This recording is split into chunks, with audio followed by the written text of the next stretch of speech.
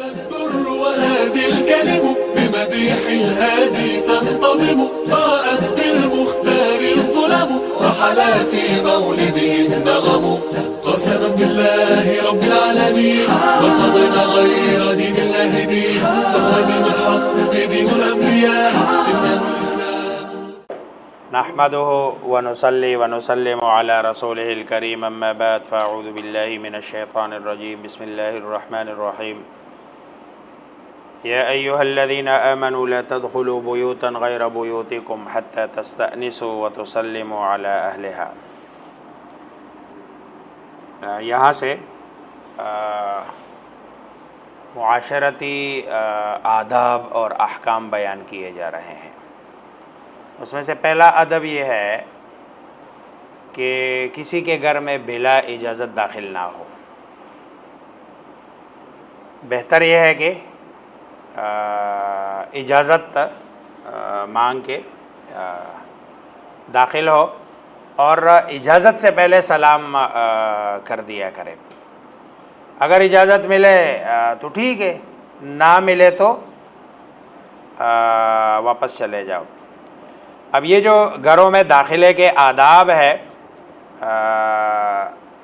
ان میں سے نمبر 1، کوئی شخص اپنے ہی گھر میں داخل ہوتا ہے تو جہاں اس کی بیوی موجود ہے تو اس کے لیے داخلے سے قبل اجازت لینا ضروری نہیں ہے، لیکن پھر بھی مستحب ہے کہ داخلے کے وقت خاوند کوئی ایسی حرکت کر دے جس سے بیوی کو اندازہ ہو جائے کہ شوہر نامدار میرے آ رہے ہیں.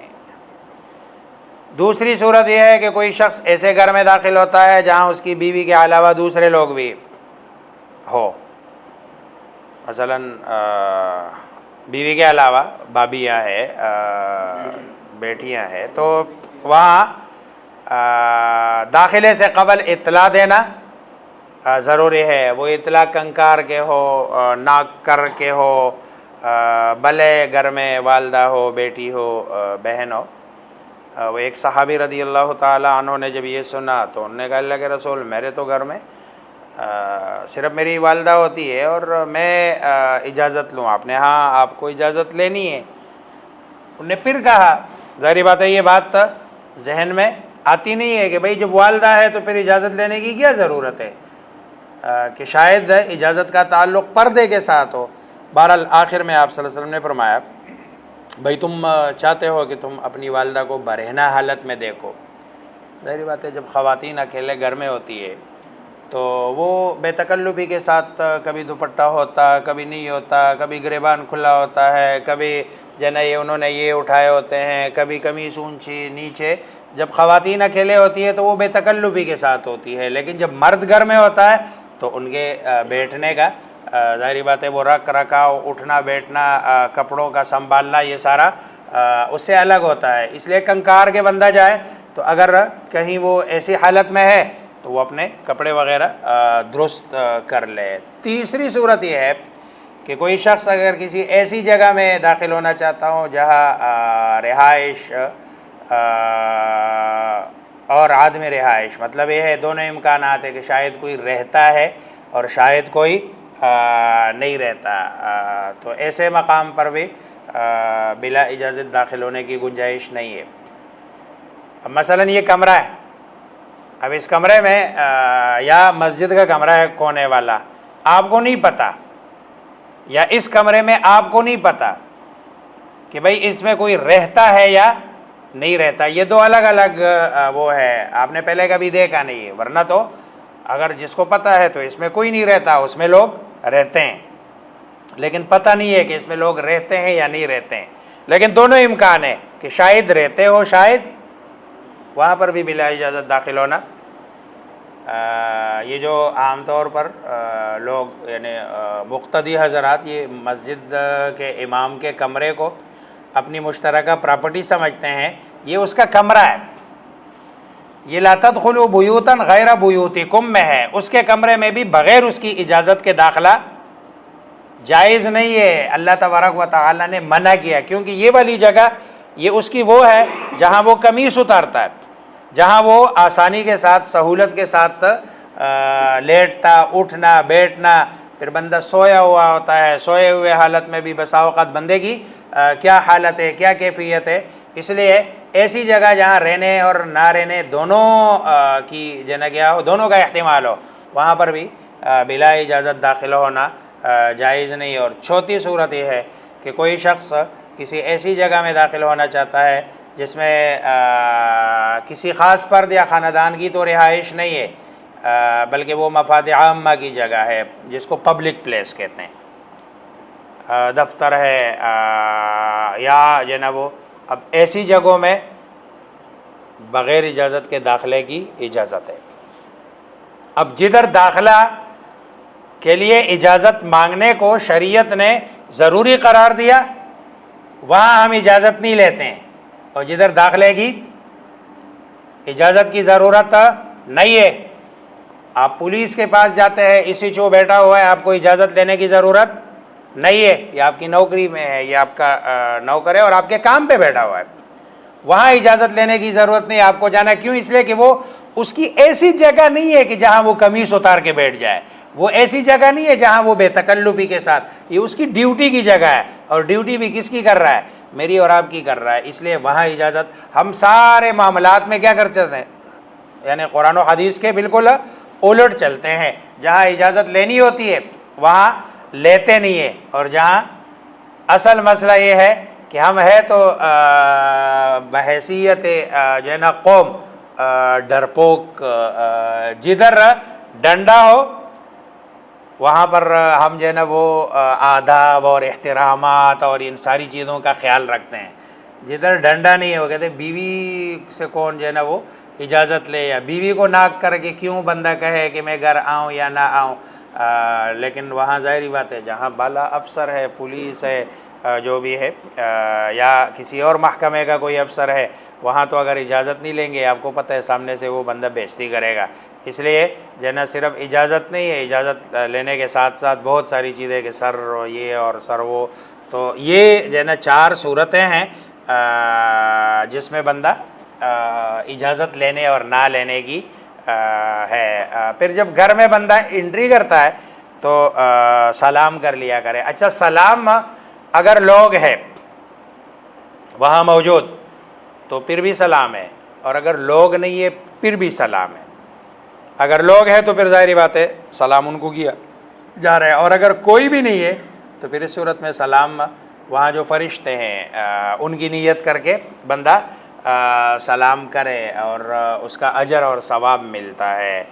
اس کے بعد جو اگلا حکم بیان کیا گیا ہے وہ اپنی نگاہ نیچے رکھنے کا، عورتوں کو بھی مردوں کو بھی.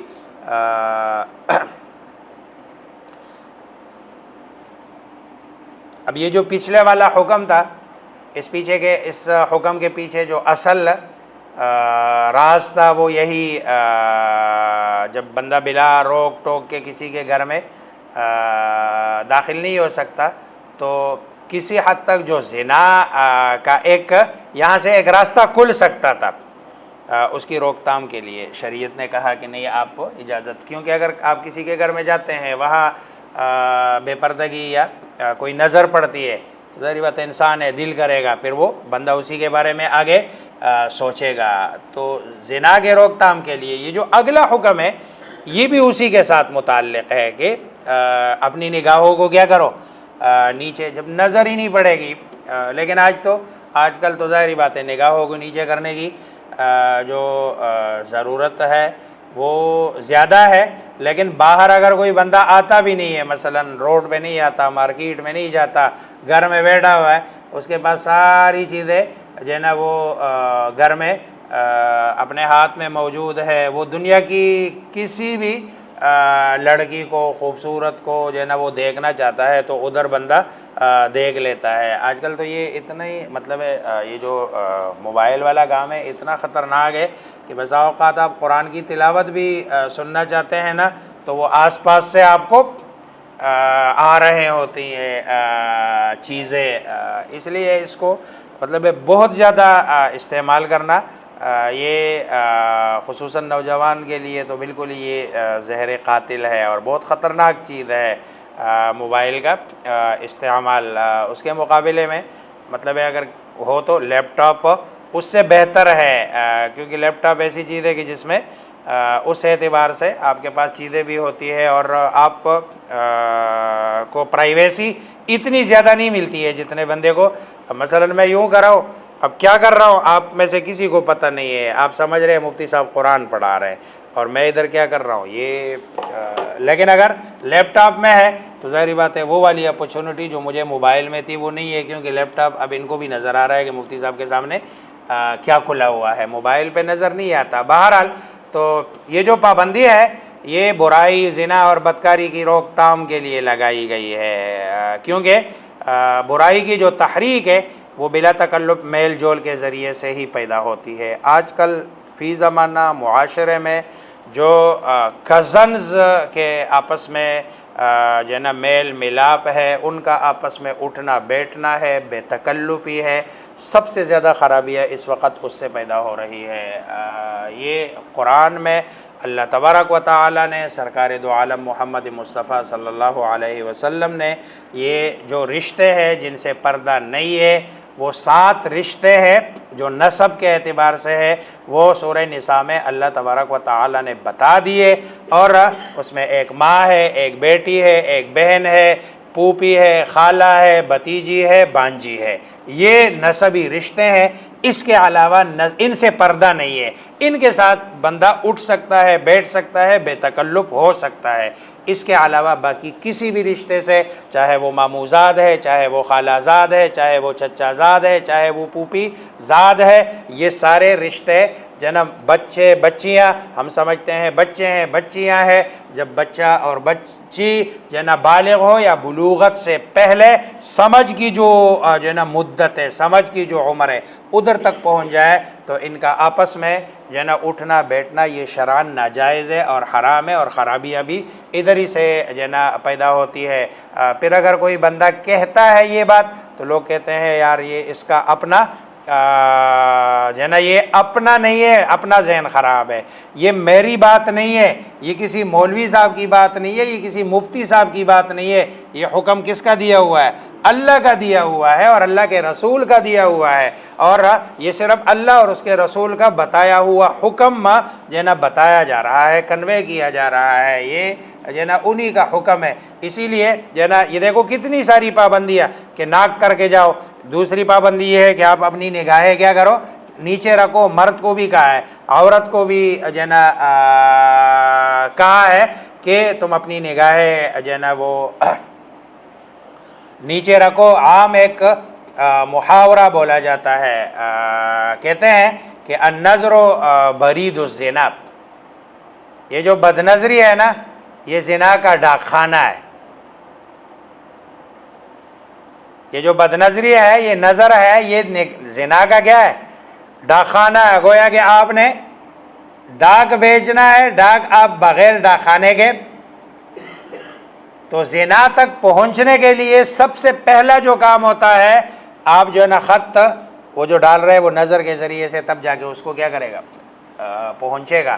اسی لیے جو ہے نا پہلے کسی غیر محرم پر نگاہ پڑتی ہے، پھر خیالات آتے ہیں، برے خیالات آتے ہیں، پھر برائی کی ترغیب پیدا ہوتی ہے. اس لیے نظر کی آنکھوں کو بھی رسول اللہ صلی اللہ علیہ وسلم زنا نظر کی کو بھی یعنی دیکھنے کو بھی آنکھوں کا زنا قرار دیا ہے کہ بھئی یہ آنکھوں کا کیا ہے؟ زنا ہے. اور جو ہے نا مسلمان سوسائٹی کو اس طرح کی قباحتوں سے پاک صاف رکھنا چاہیے. یہ جو ہے نا حکم ہے کہ جس میں فرمایا کہ قل للمؤمنین یغضوا من ابصارہم ویحفظوا فروجہم. پھر ایک اور چیز ہے اس سے جو متعلقہ ہے راستوں میں بیٹھنا. آپ صلی اللہ علیہ وسلم کے دور میں صاحب اس زمانے میں ظاہری بات ہے کوئی بیٹھک والا سسٹم تو تھا نہیں، یا مسجد یا گھر، تیسری کوئی جگہ مطلب ہے بیٹھنے کی نہیں ہوتی تھی. آپس میں اگر کوئی بات چیت ہوتی تھی، کوئی گپ شپ لگاتے تھے، دنیاوی کوئی امور ڈسکس ہوتے تھے، تو وہ کہیں کسی گھاٹی پر، کسی جو نا اونچی جگہ پر یہ بیٹھ جانا، رسول اللہ صلی اللہ علیہ وسلم نے منع فرمایا کہ بھائی نہ بیٹھا کرو۔ تو انہوں نے عرض کیا اللہ کے رسول، ہم ایسے مقامات پر بلا مقصد نہیں بیٹھتے ہیں، بلکہ ہمارا مقصد یہ ہوتا ہے کہ کسی سے ملاقات کرنی ہوتی ہے، کسی سے کوئی مشورہ کرنا ہوتا ہے، کسی کو کوئی بات کرنی ہوتی ہے، اس لیے ہم ایسی جگہوں پر اکٹھے بیٹھ کر جو ہے نا وہ اپنے وہ جو دنیاوی معاملات ہے ان کو ہم آپس میں ڈسکس کرتے ہیں۔ تو آپ صلی اللہ علیہ وسلم فرمایا کہ اگر آپ کا وہاں بیٹھنا ضروری ہو نا، مطلب یہ ہے کہ آپ کے پاس دوسری کوئی بیٹھنے کی جگہ نہیں ہے، اب اسلام کو یہ سب مذہب تو نہیں ہے نا کہ آپ کو کہے کہ آپ کے لیے یہ کام ضروری ہے اور پھر بھی تم نے نہیں کرنا۔ انہوں نے کہا اگر ایسا ہی ہے تو پھر راستے کا حق ادا کیا کرو، اس جگہ کا جدھر بیٹھے ہوئے ہیں نا اس کا حق ادا کیا کرو۔ اب پھر فرمایا، صحابہ نے پوچھا ایسے مقامات پر بیٹھنے کا حق کیا ہے؟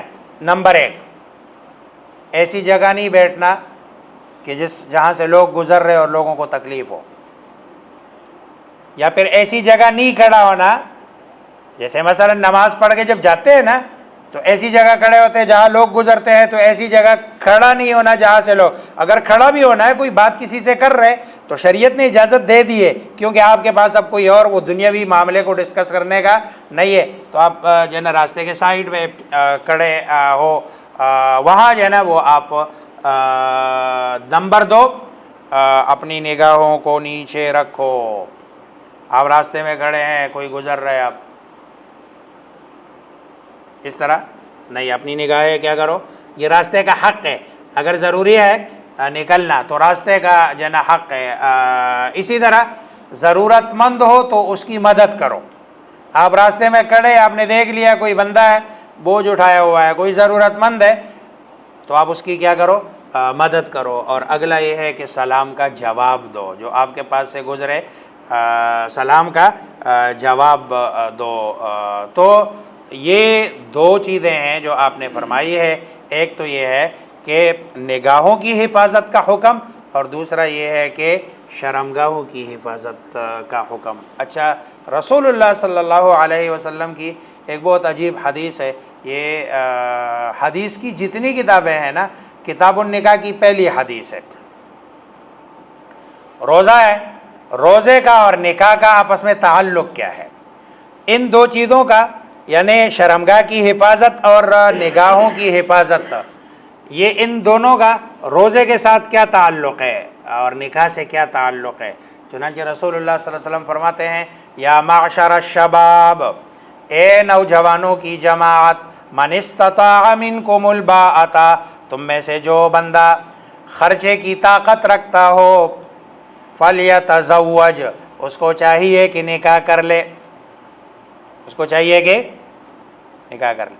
فَإِنَّهُ أَغَضُّ لِلْبَصَرِ، اس لیے کہ یہ نکاح نگاہوں کو پست کرتا ہے۔ یہ نہ قُلْ لِلْمُؤْمِنِينَ يَغُضُّوا مِنْ أَبْصَارِهِمْ، تو یہ جو نکاح ہے فَإِنَّ النِّكَاحَ أَغَضُّ، اور اغض بھی اس میں تفضیل کا صیغہ ہے، سپرلیٹیو ڈگری ہے، یعنی بہت زیادہ نگاہوں کو۔ ایک تو آپ کا ایمان ہے، ایمان کسی درجے میں کرتا ہے، لیکن ایمان کے ساتھ ساتھ آپ کا نکاح بھی مل جائے تو نکاح اور ایمان دونوں ملا کے آپ کی نگاہ کو بہت زیادہ کیا کرتا ہے، پست کرتا ہے۔ اور دوسری چیز وَأَحْسَنُ لِلْفَرْجِ، اور آپ کی شرمگاہ کی بہتر حفاظت کرتا ہے۔ آپ کو حلال راستہ مل گیا، تو جب حلال راستہ مل گیا تو حلال راستے ملنے کے بعد اب آپ کی نگاہیں بھی نیچے اور آپ کی شرمگاہ کی بھی حفاظت، تو نکاح۔ لیکن اگر وَمَن لَّمْ يَسْتَطِعْ، ظاہر بات ساری دنیا ایک طرح تو نہیں ہے، کسی کو نکاح کی استطاعت ہے، کسی کو نہیں ہے، کوئی کر سکتا ہے، کوئی نہیں کر سکتا۔ اگرچہ فی زمانہ ہم نے بہت زیادہ مشکل بنا دیا، اب تو میرے خیال میں زیادہ لوگ نہیں کر سکتے اور تھوڑے کر سکنے والے ہیں، لیکن اگر اسلامی اصولوں اور ضابطوں کے اندر رہ کر بھی نکاح کوئی بندہ کرتا ہے تو ظاہر بات ہے کوئی کہیں نہ کہیں کچھ لوگ ایسے بھی ہوتے ہیں کہ جن کے پاس وہ والی استطاعت بھی نہیں ہوتی، نہیں کر سکتے ہیں، تو آپ نے فرمایا وَمَن لَّمْ يَسْتَطِعْ، اور جو اس کی طاقت نہیں رکھتا تو فَعَلَيْهِ بِالصَّوْمِ، اس کو چاہیے کہ وہ روزے اعلیٰ کہتے ہیں الزام کو، کسی چیز پر سوار ہونا، تو وہ کیا کرے؟ روزوں پر سوار ہو جائے، روزوں کو اپنی کیا بنا لے؟ سواری بنا لے۔ روزوں کو سواری بنانے کا کیا مطلب ہے؟ تسلسل کے ساتھ روزے رکھے، تسلسل کے ساتھ روزے رکھے، تسلسل کے ساتھ روزے رکھے۔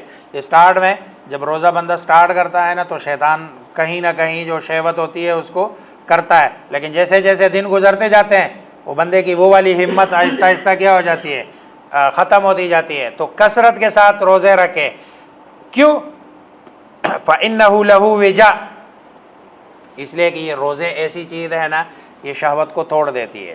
یہ جو لفظ وجا ہے نا، یہ وجا یہ عربی میں کہتے ہیں رز الخصیتین کو، خصیتین کو کچلنا، جیسے بدی بنانا ہوتا ہے، یعنی اس سے بندہ یعنی وہ بدی بنتا تو نہیں ہے لیکن بدی کی طرح ہو جاتا ہے کہ وقتی طور پر جو اس کے خواہشات ہے اس کو یہ روزہ کیا کرتا ہے؟ کنٹرول کرتا ہے۔ اس کا مطلب یہ ہوا کہ روزے کا اور نکاح کا دونوں کا بڑا گہرا تعلق ہے، کس کا؟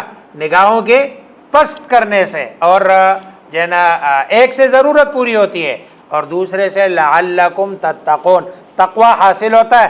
اور تقوی حاصل ہوتا کب ہے؟ تقوی تب حاصل ہوتا ہے کہ جب بندے کے اندر جو شیطانی اور حیوانی صفت ہے نا یہ والی وہ کم ہوتی جاتی ہے۔ لیکن اگر روزہ یہ ہمارا والا ہونا اس سے شہوت میں بہت کم نہیں ہوتی۔ ہاں ہاں جی لگاتار میں یہ جو ہمارے والے روزے ہیں ہم تو اتنا کھا لیتے ہیں، میرے خیال میں ہمارے پاکستان میں جتنا کھانا پینا رمضان میں ہوتا ہے اتنا 11 مہینوں میں نہیں ہوتا، ہر اعتبار سے، کوالٹی وائز بھی اور کوانٹٹی وائز بھی، کم کیف دونوں کے اعتبار سے۔ جتنا رمضان میں ہر قسم کا فروٹ کدھر جو ہے نا بندہ کھا سکتا ہے، تصور بھی نہیں کر سکتے روزانہ کے حساب سے۔ فروٹ پکوڑے ہے، سموسے ہے، چاٹ ہے اور یہ شربتیں ہیں جس کا بندہ عام دنوں میں تصور بھی نہیں کر سکتا، لیکن رمضان میں مل جاتا ہے۔ تو بہرحال کہنے کا مقصد ہے جتنا بندہ کھانے پینے سے دور ہوتا ہے، کھانا پینا کم کرتا ہے، تو انسان کی یہ والی جو حیوانی صفت ہے نا یہ مغلوب ہوتی ہے، اور اس کے مقابلے میں جو روحانی صفت ہے اس پہ کیا آتا ہے؟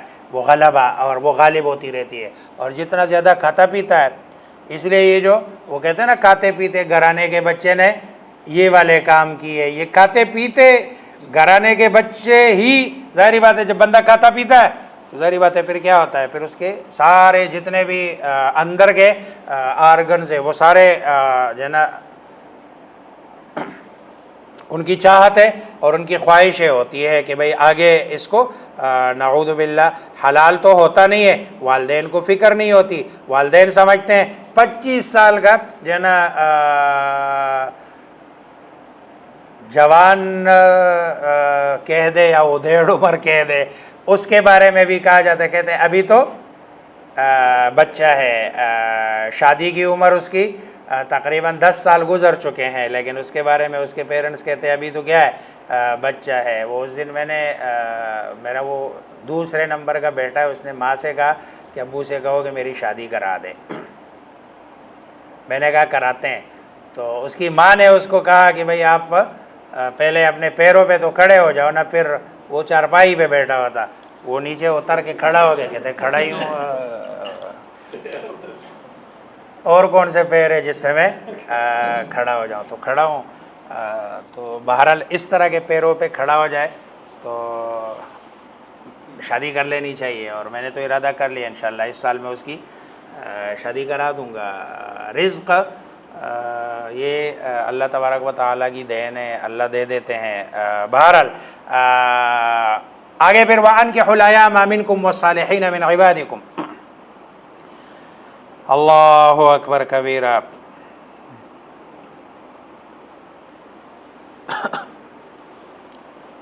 من عبادکم و امائکم، 8واں حکم، ایسے آزاد مرد اور عورتیں یا غلام جو حقوق زوجیت ادا کر سکتے ہیں ان کا نکاح کروا دو۔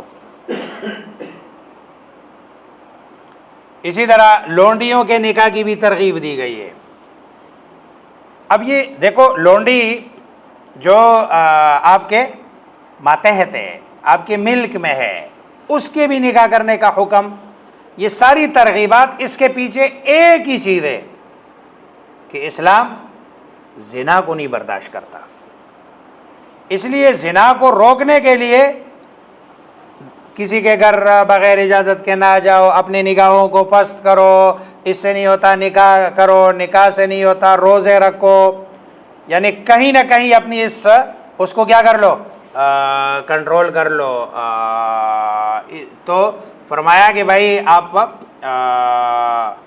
ان کا بھی نکاح کر لو۔ اچھا یہاں بڑا عجیب جملہ اللہ تبارک و تعالیٰ فرماتے ہیں ان یکونوا فقراء یغنیہم اللہ من فضلہ، کہ بھئی اگر یہ لوگ فقیر ہو نا، ان کے پاس ابھی وقتی طور پر کچھ بھی، تو تھوڑا سا خرچ تم کر لو، اللہ تبارک و تعالیٰ اپنے فضل سے ان کو کیا کر دے گا، نکاح کے بعد غنی کر دے گا۔ یعنی گویا کہ بیوی کی قسمت کے ساتھ اس کی بھی قسمت جاگ جائے گی اور اللہ تبارک و تعالیٰ رزق کا انتظام کر دے گا۔ واللہ واسع، اللہ کے پاس خزانوں کی بہت زیادہ کشادگیاں ہیں، اللہ کے خزانوں میں کمی نہیں ہے۔ اور علیم، اللہ تبارک و تعالیٰ جانتا بھی ہے کہ کب بندے کو کتنی ضرورت ہوتی ہے، اسی کے حساب سے۔ وہ کل میں کہیں دیکھ رہا تھا، کوئی ایک بندہ تھا، وہ کہتا ہے میرا ایک نوکر تھا، تو وہ میں نے ایک دفعہ اس کی تنخواہ بڑھا دی ہے۔ اب تنخواہ جب میں نے بڑھا دی تو تنخواہ بڑھانے کے بعد میں ایکسپیکٹ کر رہا تھا، توقع رکھ رہا تھا کہ یہ کہے گا کہ سر اللہ آپ کو جزائے خیر دے اور آپ بہت اچھے ہیں اور شکریہ اور ماشاء اللہ اور جزاک اللہ۔ کہتے ہیں بس وہ تنخواہ اس نے لے لی، کچھ بھی نہیں کہا، کوئی جواب۔ وہ کہتے ہیں مجھے غصہ آیا کہ بھائی ایسے بندہ، میں نے تنخواہ بڑھائی ہے اور انسان ہے تو تھوڑا سا اس معاملے میں کہ میں کوئی کسی کے ساتھ بھلائی کروں اور وہ میری کیا کرے، تعریف کرے۔ بہرحال کہتے ہیں پھر میں نے اگلے مہینے 2 مہینے بعد اس کی تنخواہ کم کر دی ہے، جتنی میں نے بڑھائی تھی اتنی کم کر دی ہے۔ کہتے پھر بھی نہیں بولا اس نے کچھ کہ بھائی میری تنخواہ کیوں کم کر دی ہے اور میں نہیں کرتا ہوں کام۔ کہتے میں نے اس کو بلایا کہ بھائی عجیب بندے ہو، میں نے بڑھائی ہے، شکریہ ادا نہیں کیا، میں نے گھٹا دی ہے اور آپ کوئی احتجاج نہیں کر رہے ہو، کوئی بولے نہیں ہو، پوچھا تک بھی نہیں۔ اس نے کہا جب بڑھائی تھی نا تو کہتے اس دن میرا بچہ پیدا ہوا تھا، تو جس دن میرا بچہ پیدا ہوا آپ نے میری تنخواہ بڑھا دی ہے، تو میں اللہ کے سامنے جا کے اس کا جس کا شکر ادا کرنا تھا، کیونکہ رزق کا وعدہ تو بھیجا تو بچہ اسی نے، آپ نے نہیں بھیجا، اس لیے اسی نے رزق کا انتظام کرنے کے لیے تمہارے دل میں ڈالا کہ بھئی اس کی بڑھا دو۔ میں نے اس کا شکریہ ادا کیا کہ اللہ تو نے بچہ دے دیا ایک اور اس کے رزق کا انتظام بھی ساتھ کر دیا، رزق بھیج دیا۔ وہ کہتے جس دن آپ نے گھٹا دی اس دن میری ماں فوت ہوئی تھی۔ وہ میں نے کہا اللہ کا وہ رزق اس کا چل رہا تھا، جب ماں چلی گئی تو اللہ تبارک و تعالیٰ نے اس کے حصے کا رزق جو ہے نا کیا کر لیا، لے لیا۔ تو جب بندہ آتا ہے نا، اب دیکھو اس طرح کے جو ہے نا واقعات، پیچھے حقیقت کیا ہے لیکن عبرت کے لیے اس طرح کے واقعات کہ رزق جو ہے نا وہ اللہ تبارک و تعالیٰ نے ہر بندے کے مقدر میں۔ اب ظاہری بات ہے جس گھر سے بچی آ رہی ہے وہ بچی ابھی تک بھوکی تو نہیں تھی نا، وہ کھا پی رہی تھی اور اس کے رزق کا انتظام تھا اور یہ سسٹم میں تھا۔ اچھا اب پتہ کیا ہوگا، وہ جو ادھر اس کے رزق کا انتظام تھا نا، تو اللہ تبارک و تعالیٰ اس گھر سے وہ رزق کا وہ اٹھا کے اب آپ کے گھر میں کیا کریں گے، لائیں گے۔ تو آپ کے گھر میں رزق کا ایک نیا نلکا لگنے والا ہے جو اس بچی کی صورت میں۔ تو فرمایا کہ یغنیہم اللہ من فضلہ واللہ واسع علیم، اللہ تبارک و تعالی وسعت والے ہیں۔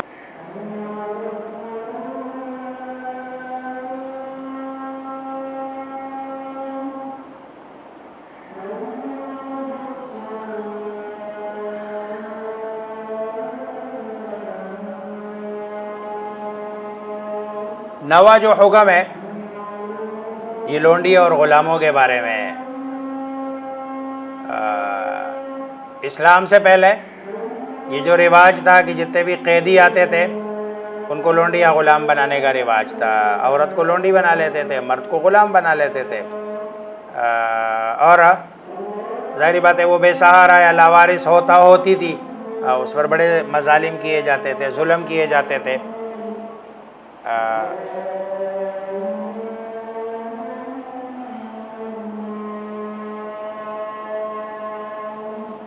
اللهم رب هذه الدعوة التامة والصلاة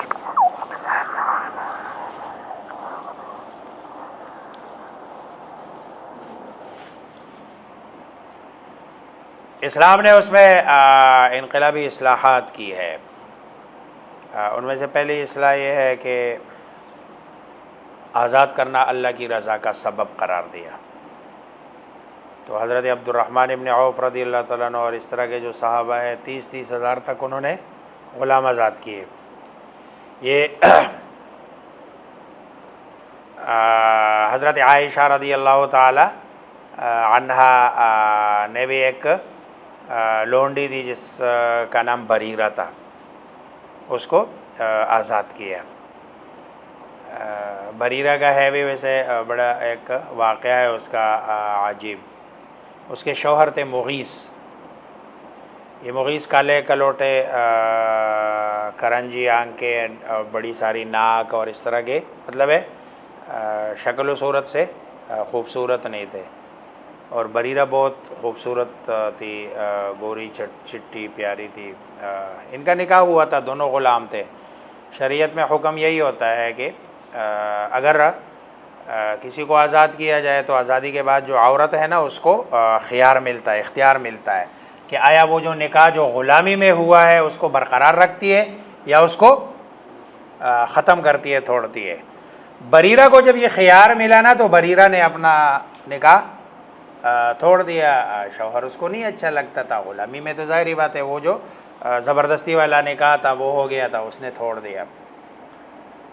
اچھا, مغیث کو بریرہ سے محبت تھی, اور محبت بھی ایسی کہ مغیث مدینہ کی گلیوں میں, ایک صحابی کہتے ہیں مجھے آج بھی وہ منظر یاد ہے کہ مغیث مدینہ کی گلیوں میں داڑے مارتا روتا ہوا گھومتا تھا, اور بریرہ کے پیچھے, اور لوگوں کو منت سماجت کرتا تھا, بریرہ کی منت کرتا تھا کہ کہیں یہ اپنا جو فیصلہ ہے وہ کیا کر لے, واپس لے لے. آپ نے جب دیکھا نا رسول اللہ صلی اللہ علیہ وسلم نے کہ بھائی یہ مغیث بڑا تڑپ رہا ہے اور وہ کر رہا ہے, تو آپ نے بریرہ کو بلایا. اچھا, اب دیکھو یہ میٹر غور کرنے کی بات ہے, جو میں بات بتانے لگا ہوں اس کو سمجھنے کی ضرورت ہے. یہ میٹر اس کا ہر بندے کا اپنا ذاتی ہے. شادی کرنی ہے یا نہیں کرنی, رہنا ہے یا نہیں رہنا. رسول اللہ صلی اللہ علیہ وسلم نے بلایا بریرہ کو. بریرہ کو کہا کہ لو راجعتی ہے, آپ کا جملہ ہے, اگر تو مغیث سے رجوع کر لیتی تو. بریرہ نے پوچھا اے اللہ کے رسول حکم ہے یا سفارش ہے؟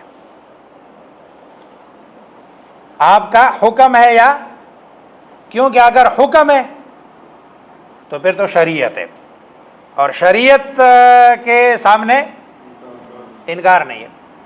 اگر سفارش ہے تو ظاہری بات ہے پھر میری مرضی. وہ آپ نے فرمایا نہیں, حکم نہیں ہے. دیکھو دونوں طرف جملے دیکھو, آپ نے فرمایا حکم کیونکہ یہ آپ کا ذاتی میٹر ہے, رہنا نہیں رہنا آپ کا دل کرتا نہیں کرتا یہ آپ کا ذاتی میٹر ہے, اس لیے میں صرف سفارش کر رہا ہوں, حکم.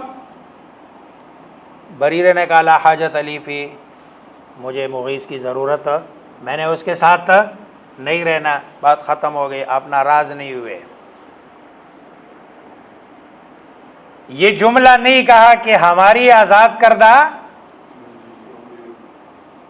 لونڈی ہے, اور اب دیکھو اس کے تیور دیکھو, اس کی باتیں دیکھو, میرے سامنے انکار کی جرت دیکھو. نہیں, یہ ہے ہمارا دین کہ آپ کے ذاتی میٹر میں کسی بندے کو مداخلت کی ہاں اگر آپ کا ذاتی معاملہ معاشرے کو خراب کرتا ہے اور معاشرے پر اس کے برے اثرات مرتب ہوتے ہیں، پھر بیچ میں شریعت آتی ہے کہ نہیں اب آپ، اس لیے یہ جو زبردستی مطلب نکاح کرائے جاتے ہیں اپنے بچیوں کو، بچوں کے، اسلام اس کی قطعاً اجازت نہیں دیتا. لوگ تو اس کی منسوب کرتے ہیں کہ اسلام اس کا حکم دیتا ہے، اسلام اجازت بھی نہیں دیتا.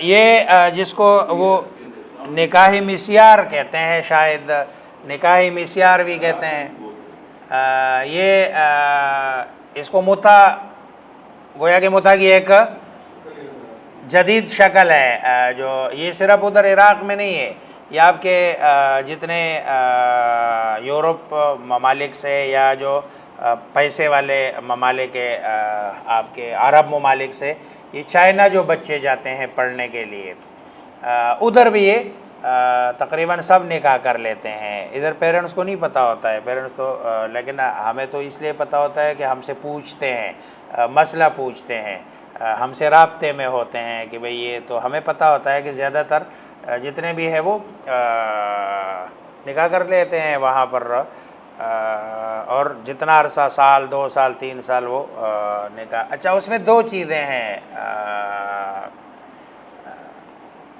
ایک تو یہ ہے کہ اگر ایک بندہ نکاح کرتا ہے، کوئی ایگریمنٹ کوئی بات وہ اس میں نہیں کرتا، اور اس لیے کرتا ہے کہ بھئی میں ادھر اگر رہوں نا، اب مثلا چائنا میں اگر کوئی بندہ نکاح نہیں کرتا نا تو اس کا زنا سے بچنا بڑا،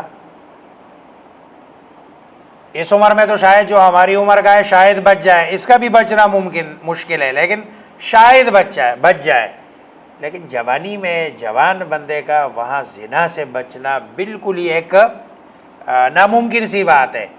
اور اس لیے تو شریعت میں، اب دیکھو بات پیچھے جائے گی، اس لیے تو شریعت نے، اسلام نے ایسی جگہوں میں کہ جہاں کفریہ نظام ہے وہاں پر جو ہے نا اپنے معاش کی تلاش کرنے سے بھی کیا کیا ہے، منع کیا ہے کہ وہاں آپ جاؤ. اب یہاں پڑھائی تو معاش نہیں ہے، یہ تو معاش کا ایک کیا بنتا ہے، ذریعہ. یہ ساری خرابیاں اصل میں ادھر سے جو ہے نا، وہ کہ جو اسلام کا ایک حکم نہیں مانا، اسلام نے منع کیا کہ آپ ایسی جگہ، جیسے یورپ میں ایسی جگہ بھی ہے کہ جہاں آپ کو حلال کچھ نہیں ملتا، اور اس کے لیے آپ کو 400 میل دور جانا پڑتا ہے. کتنا جائے گا بندہ اور کب تک جائے گا؟ وہ آخر میں کہے گا یار بڑا مشکل ہے اسلام پہ وہ عمل کرنا، اس لیے چھوڑ دے گا. پھر وہ نعوذ باللہ حرام بھی کھائے گا. اور اگر حلال کھاتا بھی ہے تو مطلب ہے کتنا بندہ یقین کر سکتا ہے کہ کتنی چیزیں اس میں حلال ہے. تو یہ نکاحی مسیار اگر وقتی طور پر ہے نا تو یہ متع کی ایک صورت ہے.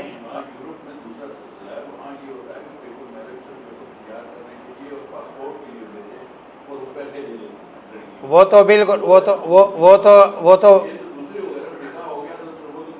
یہ تو بالکل، یہ جو پیپر میرج ہے نا صرف اس لیے کہ مجھے یورپ کا ویزا مل جائے اور اس لیے نکاح کرتا ہے، یہ تو بالکل، یہ تو اس سے بھی یعنی متع اور نکاحی مسیار سے بھی ایک بری اور قبیح صورت ہے.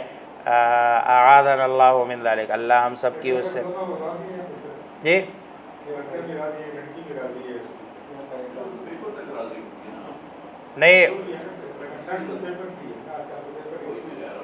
نہیں وقتی اگر ہے تو پھر تو وہی متع والی صورت ہے.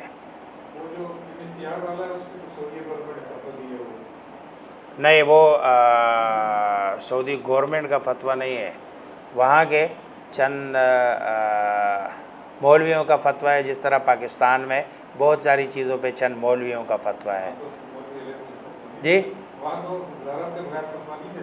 نہیں، 2 طرح، یہ جو بہت سارے مثلا عبداللہ بن باز ہے، اسی طرح شیخ عثیمین ہے، یہ جو بڑے بڑے مفتی ہیں ان میں سے کسی کی وہ نہیں ہے جو سرکاری نہیں ہے. سرکاری کے علاوہ جو انفرادی فتوے ہیں نا جو نیٹ پہ ہے، مطلب ہے سرکاری سطح پہ نہیں ہے، انفرادی فتوے ہیں کہ جو لوگوں نے اپنے فائدے کے لیے نیٹ پہ چڑھا کے اس کی طرف اس کی نسبت کی ہے. باقی جو وہاں کے مقتدر علماء جس کو وہ کمیٹی کہتے ہیں جو ہے نا وہ اس میں مسیار کی اجازت نہیں ہے. یہ نیٹ پہ جو چڑھے ہوئے ہیں یہ وہ انفرادی طور پر کچھ لوگوں کے فتاوی جات ہے اور ظاہری بات ہے نیٹ پہ چڑھانے کے لیے کوئی مجھے منع نہیں کر سکتا ہے. ہاں اگر میں کوئی مطلب ہے اس میں جو سرکاری سطح پہ کوئی اعلان یا اعلامیہ جاری کرتا ہوں تو پھر اس میں تو ظاہری بات ہے سرکاری وہ تو مسیار کی اجازت کچھ لوگوں نے دی ہے, سرکاری طور پر اس کی اجازت نہیں ہے. پھر جو سعودی عربیہ کا ہے اگر وہ مثلاً دے بھی دے, ابھی دی نہیں ہے, ٹھیک ہے, یہ 2-3 مہینے کا مجھے نہیں پتہ, لیکن اس سے پہلے میں نے خود چیک کیا ہے, اس وقت تک تو نہیں دی. اگر دی بھی ہے تو سعودیہ والوں سے مطلب ہے کوئی خیر کی وہ نہیں ہے. ابھی تو انہوں نے